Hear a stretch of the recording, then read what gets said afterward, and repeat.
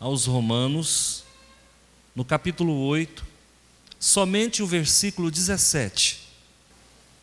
Romanos 8, 17. Todos acharam? Ok? É importante que você tenha acesso à palavra de Deus. Ela é alimento para as nossas almas, tá bom? Ora, se somos filhos, somos também herdeiros, herdeiros de Deus e co-herdeiros com Cristo. Se com Ele sofremos, também com Ele seremos glorificados. Novamente, ora, se somos filhos, somos também herdeiros, herdeiros de Deus e co-herdeiros com Cristo. Se com Ele sofremos, também com Ele seremos glorificados.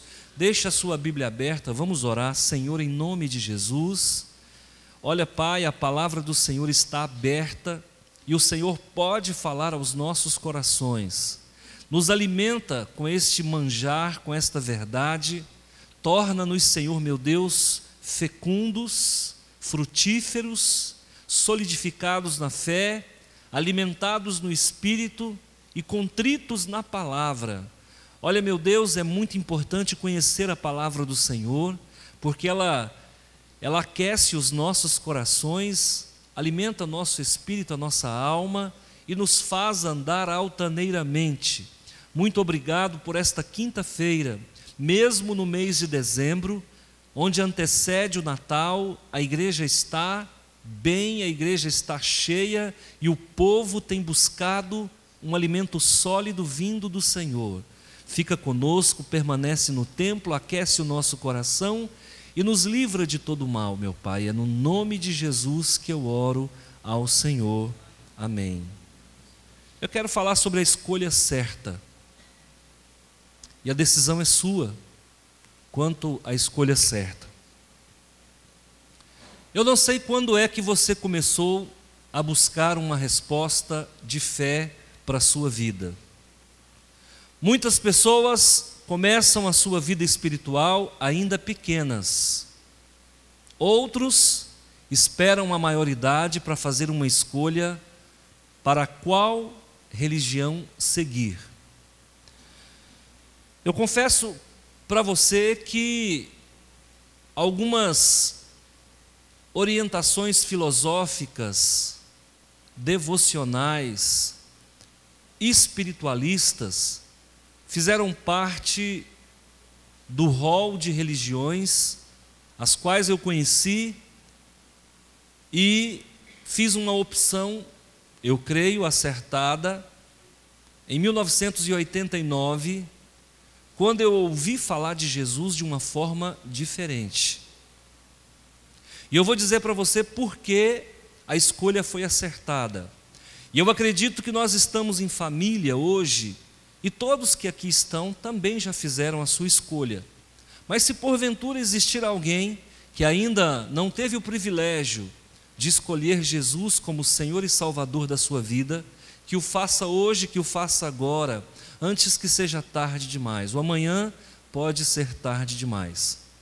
Há dias atrás nós vimos uma catástrofe a nível de mundo, porque, ao que se sabe, foi o maior acidente envolvendo pessoas tão ilustres, aquele voo da Chapecoense, que levou à morte de 71 pessoas, se não me falha a memória. E vocês viram que a comitiva da Chapecoense ficou entre duas aeronaves, duas empresas de voo, e na hora H acabaram escolhendo a empresa errada. A Lamia, eu não sei se é do conhecimento de todos, mas esse nome tem um significado não agradável, significa monstruoso, significa aquele que se alimenta de vidas. Quando eu ouvi falar desse acidente, só vinha algo na minha cabeça: sacrifício coletivo, sacrifício humano.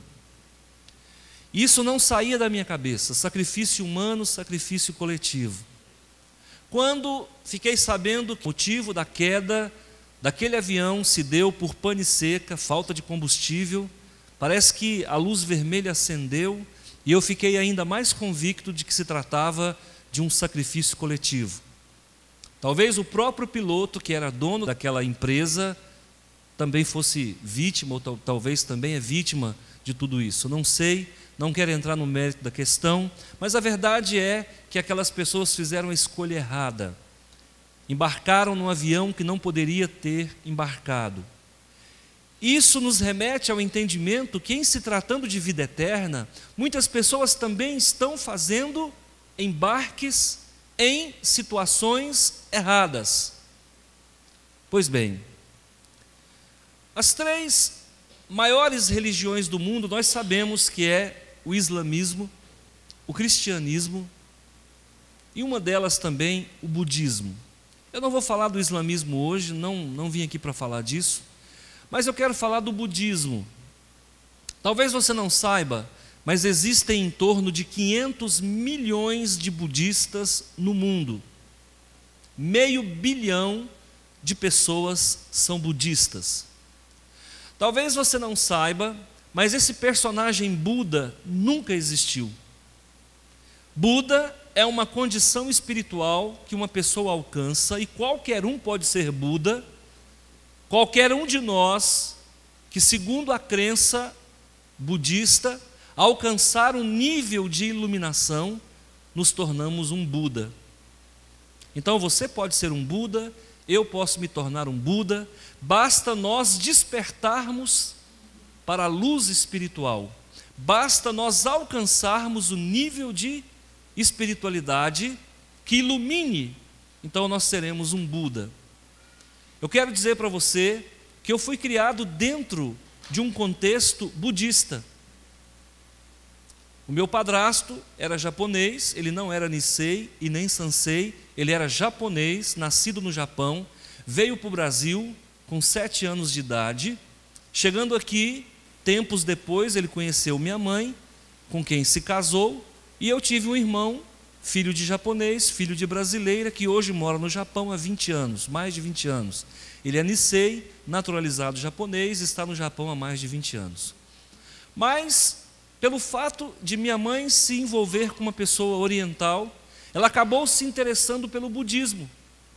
E ela adquiriu um oratório, um oráculo, uma caixa preta que ela colocava em cima da penteadeira, tinha uma portinhola que se abria, lá no fundo tinha uma oração em japonês, e todas as manhãs, quando eu me levantava, eu tinha 10 anos aproximadamente, 8 anos, não me lembro, lá estava minha mãe na frente daquela caixa preta, olhando para aquele papel no fundo do oráculo e fazendo a seguinte oração: Namyo Horenge Kyo, Namyo Horenge Kyo, Namyo Horenge Kyo. E eu ficava sem entender aquilo, eu falava: o que é isso, gente?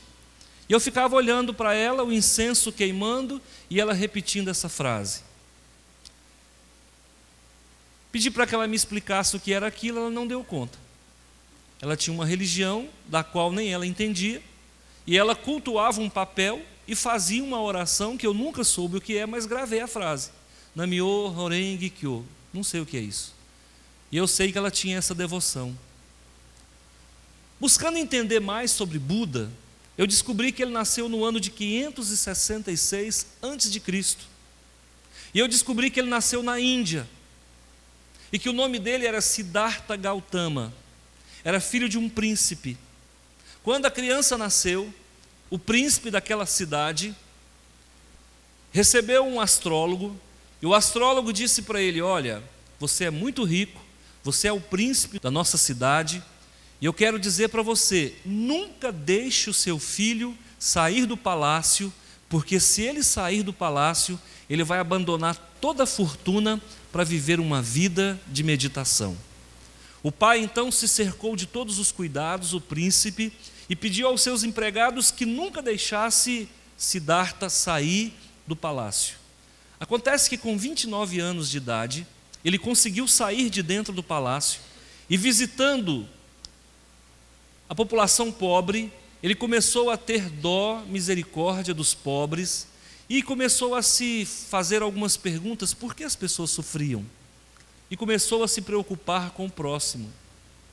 Entrou num processo de ascetismo, abandonou a vida no palácio, como o astrólogo havia dito, e começou a entrar num estilo de vida ascético, que significa abrir mão dos prazeres.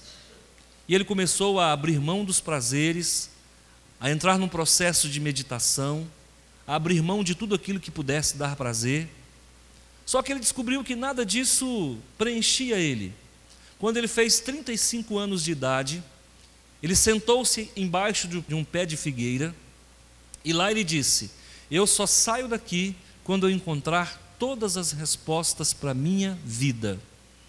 A história conta que Gautama então recebeu a iluminação, e a partir daí começou a viajar pela Ásia, para ser mais exato, dando palestras, ensinando as pessoas sobre o segredo da vida, e passou a partir daí ser chamado de Buda.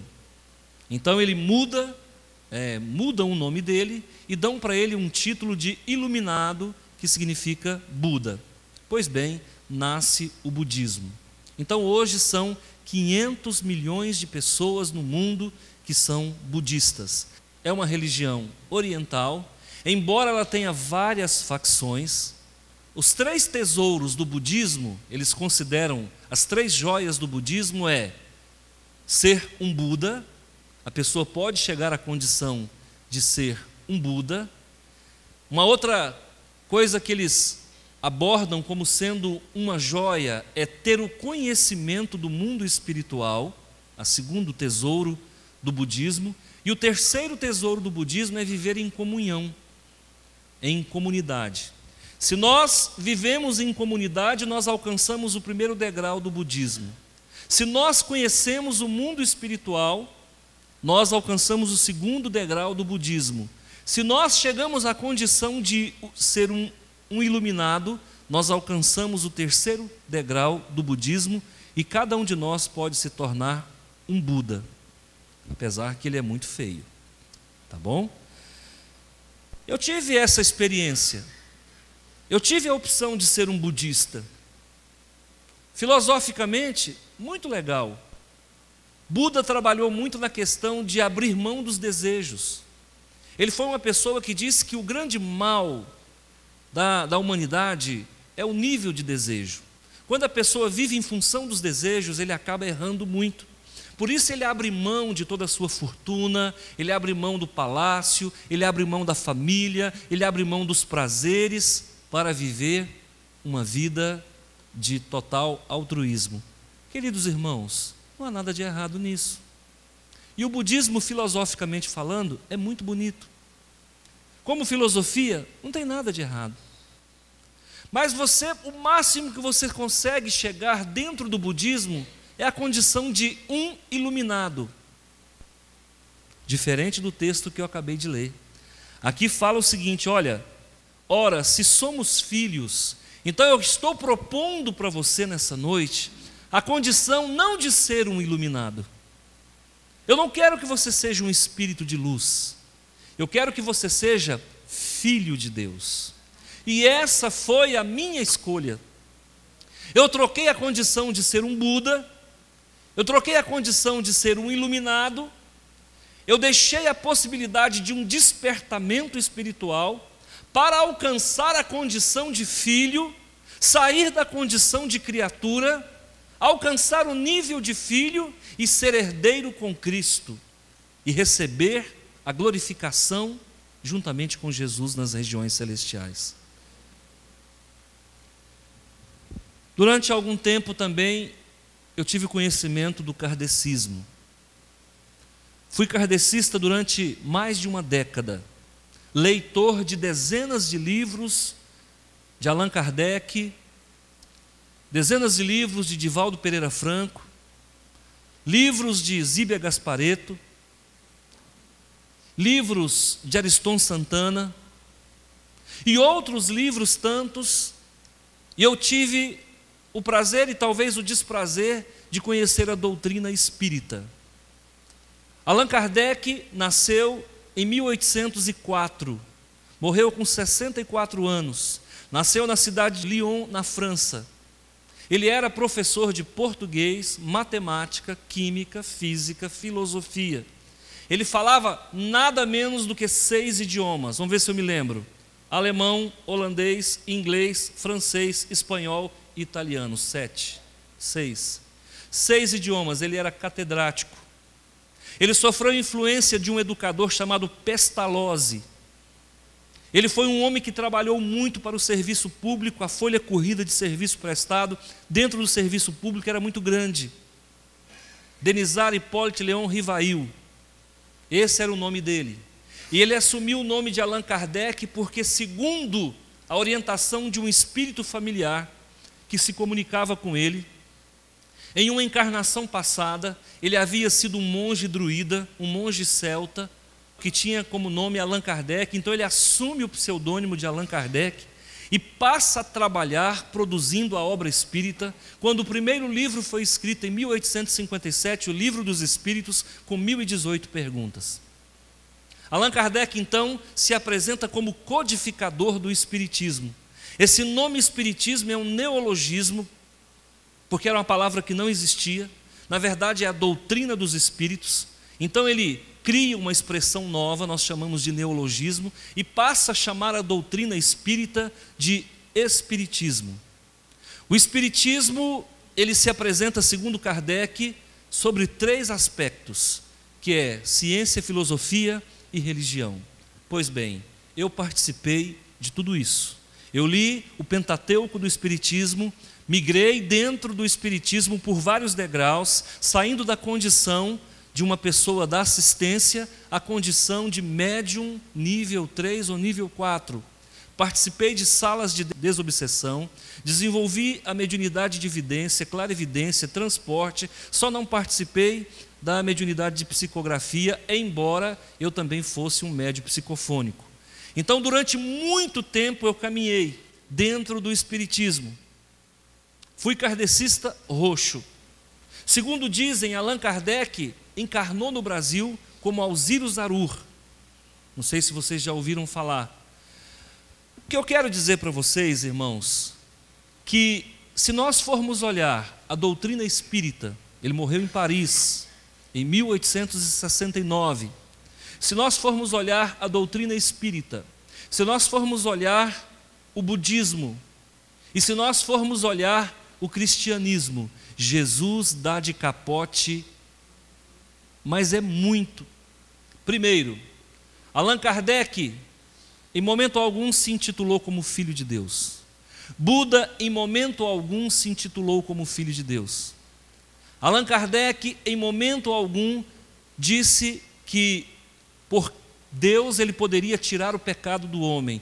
Gautama, da mesma forma, também não fez. Jesus Cristo disse: não, eu sou o caminho, a verdade e a vida, e ninguém vem ao Pai se não for por mim, ou seja, ninguém vem a Deus se não for por Deus, ninguém vem a mim se não for por mim.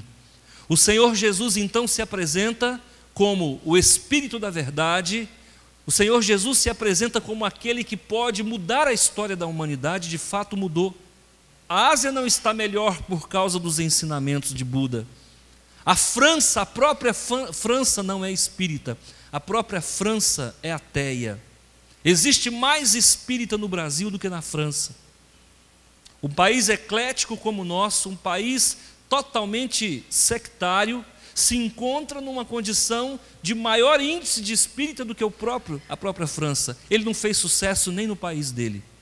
No entanto, queridos irmãos, os ensinamentos do espiritismo se contrapõem às verdades bíblicas. O ensinamento do budismo se contrapõe às verdades bíblicas. Jesus Cristo, dos 3, foi o único que ressuscitou. Se você for em Paris, você vai encontrar o túmulo de Allan Kardec. Possivelmente você encontre alguma tumba, algum local onde esteja, nem que seja um dos ossos de Gautama.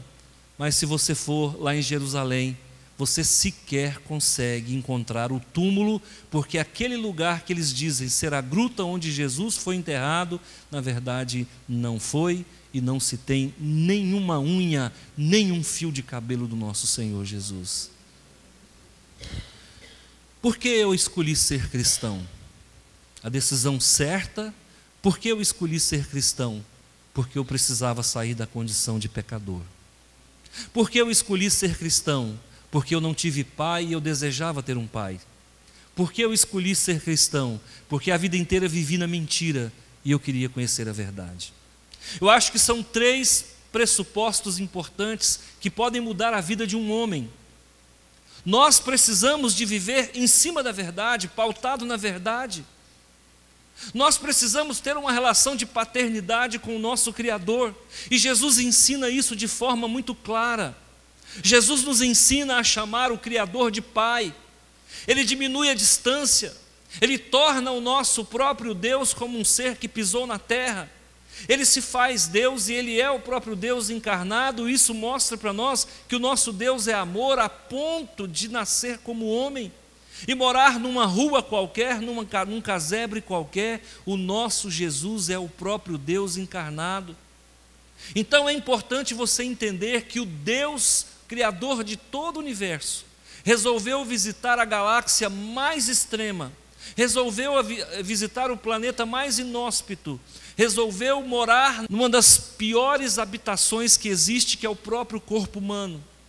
E aí Jesus então se faz homem, a divindade, a essência de Deus, se faz homem, nasce em Belém, é criado em Nazaré, e através da mensagem do Evangelho, das boas novas, nós temos vida eterna e acesso às moradas celestiais.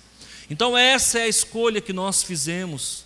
Quantos de nós deixamos o Jesus, filho de Maria, para seguir o Jesus, aquele que ressuscitou e está sentado à destra do Pai? Quantos nós aprendemos que precisávamos tirar Jesus da cruz e colocá-lo como alguém que intercede por nós junto ao Pai, quando a própria palavra de Deus nos atesta isso? Nós precisamos fazer escolhas acertadas. Se com a nossa boca confessarmos que Jesus Cristo ressuscitou dentre os mortos, nós seremos salvos. Então nós precisamos ter a certeza de que a morte não existe. Jesus me ensina isso.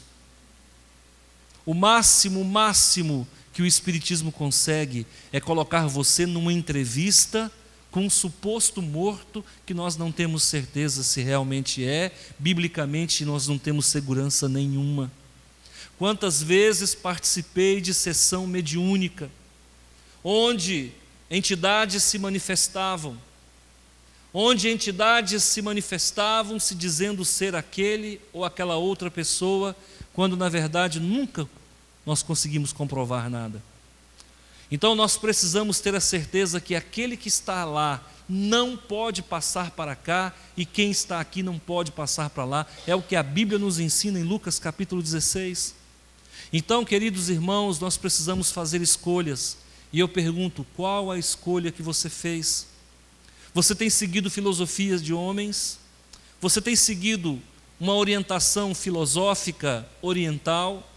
Você tem seguido uma orientação espiritista, kardecista, kardeciana? Como é que está, em que nível está a sua fé? Você conhece, você segue um Jesus pregado na cruz?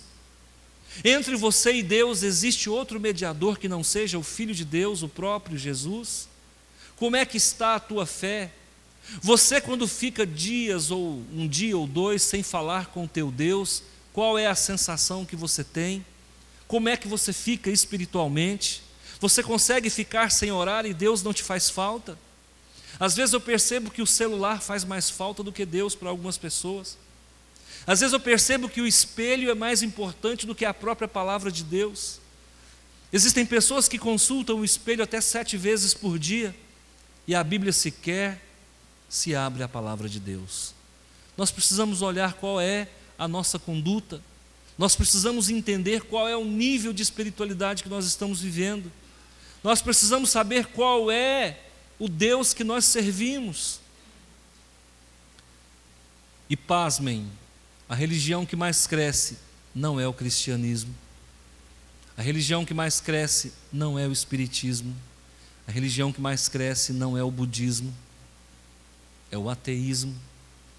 O budismo é a quinta religião do mundo em quantidade. O cristianismo é o primeiro, o islamismo é o segundo.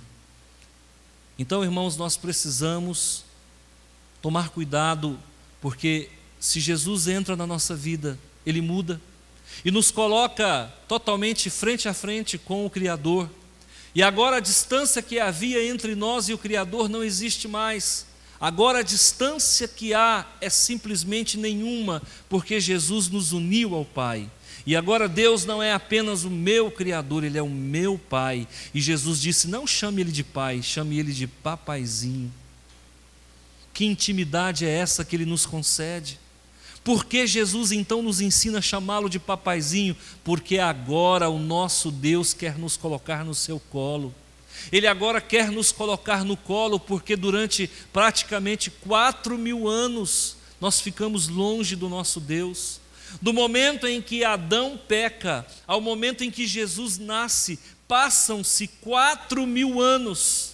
Foram 4.000 anos Deus trabalhando para ter um reencontro com seus filhos. E agora, através de Jesus, nós tivemos livre acesso ao Pai. Nenhuma distância há entre nós e Ele. Por que escolher uma filosofia qualquer? Por que escolher um mortal qualquer para seguir? Agora nós podemos ter livre acesso ao Pai, porque agora nós podemos escolher Jesus como Senhor e Salvador da nossa vida. Jesus não inventou nada, irmãos. Jesus não reinventou nada. Ele deu continuidade ao trabalho de Moisés. Moisés deu continuidade ao trabalho de Abraão. E agora a igreja vem dando continuidade ao trabalho do Senhor da glória. O qual que é o papel da igreja? Ensinar as pessoas a escolher corretamente. Existem pessoas no seu trabalho que não fizeram a escolha por Jesus. Existem pessoas na sua casa que ainda não optaram por Jesus. Existem pessoas na sua cidade, na sua rua, na sua escola, na sua autarquia, que ainda não tiveram encontro com Ele. Pessoas que ainda não conseguem chamar Deus de Pai. Pessoas órfãos de um Deus vivo, de um Deus emanente, transcendente. Eu quero colocar para você, diante de você, o que a palavra de Deus diz. Ela diz: olha, se somos filhos, isso é ponto pacífico. Nós não seremos filhos, nós somos filhos no presente. Somos também herdeiro. Herdeiro de quê? Nós somos herdeiro de todas as galáxias. Nós somos herdeiros de todas as promessas. Nós somos herdeiros de quê? De todo o patrimônio cósmico universal. A partir de agora tudo é teu. A partir de agora todo o amor de Deus te pertence. A partir de agora você tem um nome escrito no livro da vida. Então você é um herdeiro de Deus e agora você é co-herdeiro com Cristo.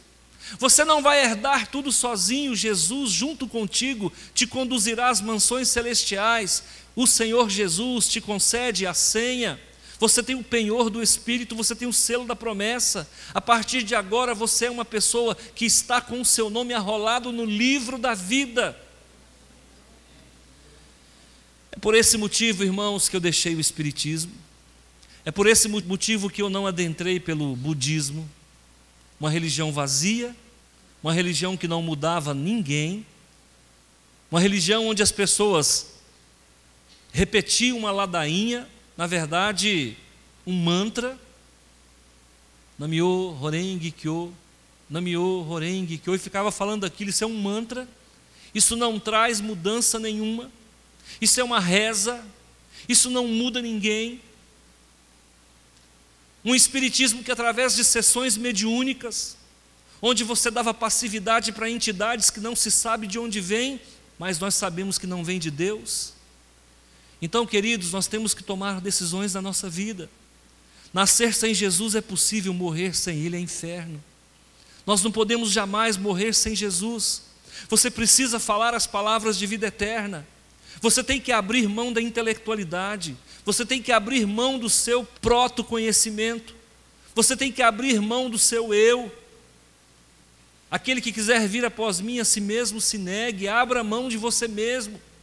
Pare de achar que você pode acrescentar um dia de vida aos seus dias. Agora, há pouco tempo, eu resolvi contar quantos dias de vida eu tenho. Eu fiz as contas. Irmãos, eu já vivi quase 20 mil dias. E eu fui pensar, o que eu fiz nesses 20 mil dias de tão produtivo assim, que me capacita a morar na mansão celestial de Deus? O que eu fiz de tão importante? E eu fui perceber que se eu colocar na balança, eu não sei se dá superávit não. E eu comecei a perceber que eu vou morar com Deus não é pelo que eu fiz, mas é pelo que eu sou, e eu sou filho. Isso é o que importa. Você vai morar com Deus é porque você é filho e não porque você produziu nada. Você vai morar com Deus pelo que você é e não pelo que você tem. Você vai morar com Deus porque você deixa de ser criatura, ser coisa, e agora você é filho. Agora você tem livre acesso ao Pai, porque o sangue do Cordeiro está derramado sobre a sua vida. Isso é motivo para você dar glória. Isso é motivo para você sair daqui cantando o pneu do seu carro. É motivo para você comprar um rojão e soltar nessa virada de ano. Você é filho. Você sai da condição de trevas e vai para a divina e maravilhosa luz. Se você morrer essa noite, você sabe que você estará com Deus. Se você não morrer, Deus estará com você. Com Jesus é vencer ou vencer. Nós vamos abrir mão das filosofias, nós vamos abrir mão das seitas. Nós não somos uma seita, nós somos o corpo vivo de Cristo, nós somos propriedade exclusiva do Senhor, nós somos nação santa, nós somos povo escolhido. Devemos fazer jus a isso. E o que nós podemos fazer? Cuida do necessitado. E o que nós podemos fazer? Abre a tua Bíblia. E o que nós podemos fazer? Vai para o joelho. E o que nós podemos fazer, queridos irmãos? Orar sem cessar, buscar a presença do Senhor, não deixar de vir à igreja como fazem alguns. Quantas pessoas decidiram por Jesus através da sua vida em 2016? Quem ganhou uma pessoa para o Senhor Jesus, levante a mão esse ano. Amém. Ganhou, Maurício? Cuidou? Está cuidando. Ganhou, Isabela? O próprio filho? Isso é um milagre. Porque mãe ganhar filho para Jesus parece fácil, mas não é não, viu? Vai tentar para você ver. Parabéns. Quem mais ganhou para Jesus aí? Kleberson, você ganhou quem? Seu filho. Olha o outro que ganhou o filho. Esse povo tem que passar a receita para nós, irmãos. Como é que faz para ganhar filho? Às vezes a gente ganha um africano e não ganha um filho. Está errado. Está errado. Vamos fazer evangelismo dentro de casa. Quem mais ganhou? Deusetina, você ganhou quem para Jesus? Amiga, dá o nome. Está cuidando? Tem que cuidar, irmão. Quem para e não cuida é cobra. Tem que cuidar. Tem que cuidar. Bebê tem que tomar leite. Viu? O que é leite, pastor? É visitar, é orar, sabe? É pastorear. Então, fecha o 2016 com vidas novas no reino. Quando você chegar no céu, quem está com pressa de ir para o céu? Ninguém, né? Ninguém tá, tem gente que levantou, já abaixou rápido. Tem ninguém com pressa aqui, né, irmãos? Não tem ansiedade nenhuma, né? Quando você chegar no céu, irmão, vai ter uma fila de gente te esperando, te chamando de pai na fé, porque você ganhou para Jesus. O duro é você entrar no corredor do céu e não ter ninguém, nem anjo te esperando. Fique pensando, irmãos, que um bem que você faz jamais se perde. Se você fizer um bem hoje, ele jamais está registrado. Deus olha tudo que você faz e tudo que você deixa de fazer. Tá bom? Eu quero deixar essa palavra para você hoje. É bom colocar um tijolo na obra do Senhor? É bom. É bom ajudar a cuidar de uma criança? É bom, é ótimo. É bom ajudar a formar um pastor? É bom. Você quer investir de verdade? Ajuda a formar um pastor. Porque ele vai onde você não vai. Ele vai ter a coragem que você não tem. Ele vai orar o tanto que você não ora. e vai trabalhar um tanto que você talvez não trabalha. Você sabia que, em média, pesquisa, em média um pastor trabalha de 55 a 60 horas por semana? Pastor está lendo a Bíblia, o que ele está fazendo? Trabalhando, irmão. Pastor trabalha lendo Bíblia. Pastor está no hospital, o que ele está fazendo? Trabalhando. Pastor está numa escola, o que ele está fazendo? Trabalhando. Pastor está no necrotério, o que ele está fazendo? Está morto, morreu. Então, irmãos, nós precisamos produzir. Ajuda a formar um homem de Deus, ajuda a construir igreja, que você está fazendo a obra do Senhor. Tá bom? Eu desejo de coração que a igreja aprenda a orar. Eu desejo de coração que você aprenda a chamar Deus de papaizinho. Eu desejo de coração que Ele faça falta na sua vida para você buscá-lo todo dia. Tá bom? Aprenda que na cabeceira da tua cama tem um telefone vermelho. E nesse telefone você não precisa discar. É só tirar do gancho e falar: Pai, eu estou sofrendo. Você sabia que uma frase dessa vale mais do que 1 milhão de Ave Maria? Você sabia que uma frase dessa vale mais do que 1 milhão de Pai Nosso? Uma frase dessa vale mais do que 1 milhão de credo. Apenas diga: Pai, o teu filho está sofrendo. Pai, eu preciso da sua ajuda. Pai, me socorre. Amém? E eu sei que tem gente sofrendo aqui. Eu sei que existem pessoas passando solidão. O Senhor está me falando isso aqui agora.